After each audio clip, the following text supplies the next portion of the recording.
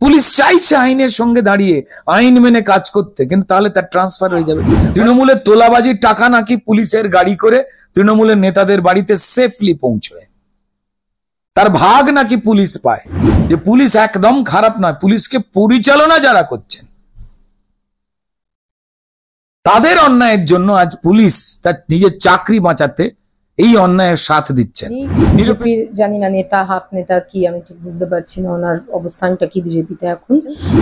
তাকে মনে করে দিতে চাই যে দেখুন, তার নামেও তো অনেক অভিযোগ ছিল। তিনি নিজেই বলেন তিনি সাথে পাচে থাকেন না, অ্যাকচুয়ালি তার দল তাকে কোনো সাথে পাচে রাখে না। পুলিশ চাইছে আইনের সঙ্গে দাঁড়িয়ে আইন মেনে কাজ করতে, কিন্তু তাহলে তার ট্রান্সফার হয়ে যাবে। ফলে পুলিশ দেখেছে ভালো কাজ করলে যদি আমার ট্রান্সফার হয়, এই পুলিশ মন্ত্রী মমতা বন্দ্যোপাধ্যায় থাকাতে, এই তৃণমূল থাকাতে, তো তাহলে আমরাও তৃণমূলের পাপ, তৃণমূলের তোলাবাজির টাকা নাকি পুলিশের গাড়ি করে তৃণমূলের নেতাদের বাড়িতে সেফলি পৌঁছয়, তার ভাগ নাকি পুলিশ পায়। তো এহেন জায়গায় যখন পুলিশের মেরুদণ্ডটা ভেঙে দিচ্ছে, আমরা নিজেরা বিশ্বাস করি যে পুলিশ একদম খারাপ নয়, পুলিশকে পরিচালনা যারা করছেন তাদের অন্যায়ের জন্য আজ পুলিশ তার নিজের চাকরি বাঁচাতে এই অন্যায়ের সাথ দিচ্ছেন।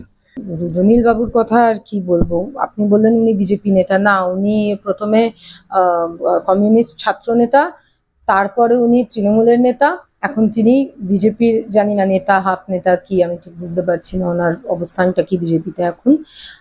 তো যেই মানুষটার নিজস্ব ব্যক্তিগত কোনো রাজনৈতিক মতাদর্শে নেই, কারণ একজন কট্টর কমিউনিস্ট কি করে একজন তৃণমূল ফার রাইট নেতা, মানে তৃণমূলে গিয়ে একটা ফার রাইট নেতা হয়ে যেতে পারে, এটা তো সম্ভব না। যাই হোক, তিনি কিছু একটা বলেছেন এবং তিনি কিছু কমেন্ট করেছেন।